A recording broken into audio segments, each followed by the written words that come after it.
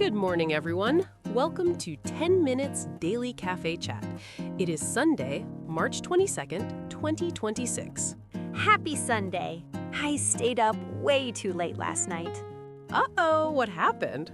I was looking up trailers for new movies, and I fell down a rabbit hole. 2 hours of behind-the-scenes clips.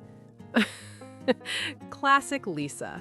Let me guess, you added 10 movies to your watch list? 12, actually, but who's counting? Well, that connects perfectly to today's first story. We are talking about one of the biggest movies of the spring. Yes! Ryan Gosling in Project Hail Mary. So excited. After that, we have an important story about what is happening at U.S. airports right now with TSA delays. And we're ending with something sweet, like literally sweet. Dairy Queen's summer blizzard flavors. But first, if you are new here, welcome!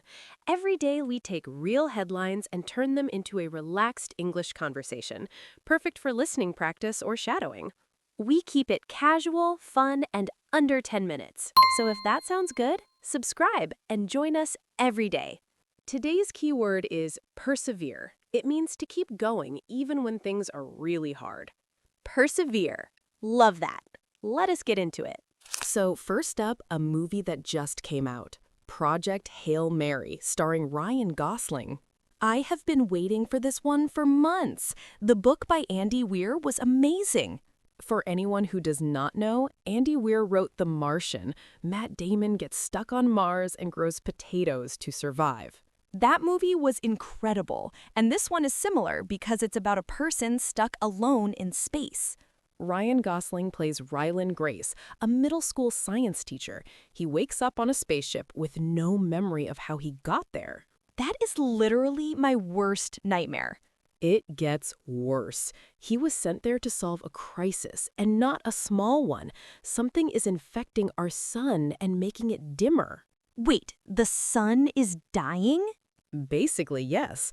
A woman named Eva Stratt, played by Sandra Huller, put together a team to fix it. If they fail, Earth is done. Save the sun or humanity ends. No pressure. Right? But here's where it gets interesting. The same thing is happening to other stars, too. And that means other life forms are dealing with it, too.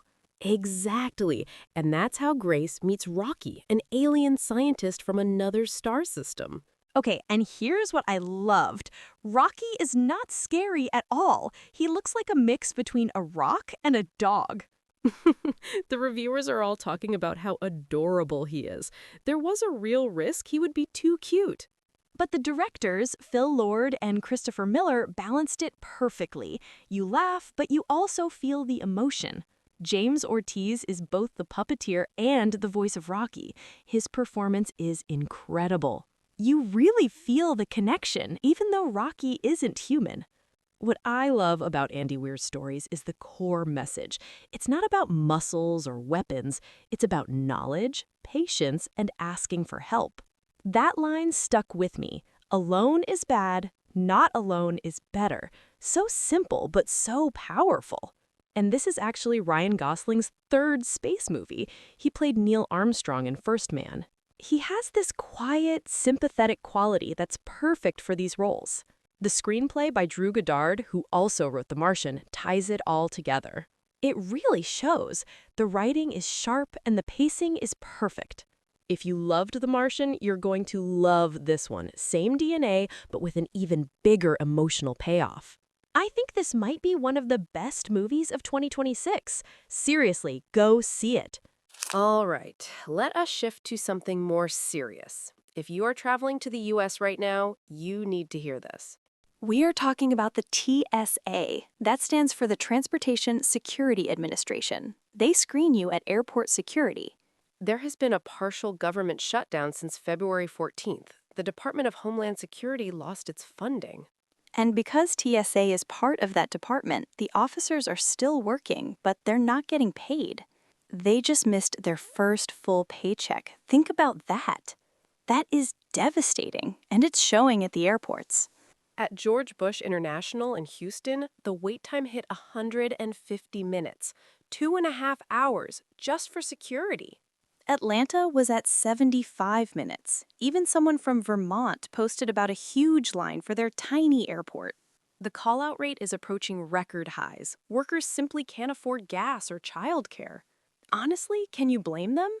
A TSA supervisor named George Borick said, "Every day is a challenge because we do not know how many officers will come in." And even if they start hiring now, new agents take months to train. April hires would not be ready until September. But there is a heartwarming part. The world's central kitchen, led by Chef Jose Andres, is providing free meals to TSA workers. Over 14,000 meals in 6 days across 7 airports. And it's not just sandwiches, real restaurant-quality food. That's incredible. But politically, the Senate recently voted again against advancing DHS funding, 47 to 37. Transportation Secretary Duffy warned what we are seeing now will look like child's play compared to next week. So if you're flying in the U.S., please give yourself extra time. Arrive early and check wait times online. And if you see a TSA officer, maybe just say thank you. They're going through a lot. Have you ever been stuck in a really long airport line? Oh, yes. Once in Chicago, it took me almost 2 hours. I nearly missed my flight. I can't imagine what 3 hours feels like. That's the situation right now, and it could get worse before it gets better. This is a really important reminder that behind every headline, there are real people trying to do their jobs. Absolutely. We hope this gets resolved soon. Okay, after that heavy story, I think we all need something sweet. Yes! Dairy Queen just announced their summer 2026 Blizzard lineup. For listeners who might not know, Dairy Queen is a fast food chain in the US and Canada famous for their blizzards. It is soft-serve ice cream mixed with candy, cookies, or toppings, all blended together. And they flip the cup upside down when they hand it to you to prove how thick it is. If it falls out, you get it for free. I love that. So this summer, 3 flavors. First up, cotton candy. Cotton candy is back. Fans are so happy. One person begged them to make it year-round. That is serious loyalty. Have you ever had cotton candy flavored ice cream? No, but I am so curious. It sounds like a dream. Next is s'mores.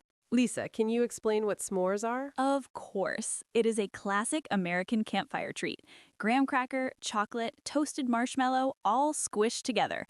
The name comes from wanting some more. And the Blizzard version has vanilla soft serve, graham crackers, and marshmallow-filled chocolate bars. My mouth is literally watering. And the brand new flavor is angel food cake. Soft serve with strawberries and angel food cake pieces topped with whipped cream. That sounds incredible. Light, fruity, perfect for summer. I think starting early April, all 3 will be available. Can we talk about how unfair it is that these are only summer flavors? I want them year-round. Maybe that is for the best. Your wallet would not survive. Fair point. But listeners, if you're in the US or Canada this summer, try one and tell us which is your favorite. I'm going with angel food cake. Strawberries and cake cannot resist. Cotton candy girl all the way. But honestly, I would try all 3. What if we did a taste test challenge? All 3 flavors, one sitting. That's the best idea you've had all week. Let's do it. All right, that wraps up today's cafe chat. Quick recap. First, Project Hail Mary. Ryan Gosling teams up with the cutest alien, Rocky, to save the sun. Knowledge and friendship win. Then, the TSA crisis. Workers going unpaid, wait times sky high, and World's Central Kitchen stepping up to help. And Dairy Queen's summer blizzards, cotton candy, s'mores, and the new angel food cake. Today's question for our listeners: if you could have one fictional character as your best friend during a space mission, who would you choose? Mine is Rocky, cute and a genius. Great pick. Let us know in the comments. English, Japanese, Korean, Chinese, or even just an emoji is totally fine. Thank you for spending your Sunday morning with us. We really appreciate every single one of you. If you enjoyed today's episode, do not forget to subscribe and hit that notification bell. Today's keyword was persevere. Keep going even when things are tough. You got this. See you tomorrow, everyone. Bye-bye.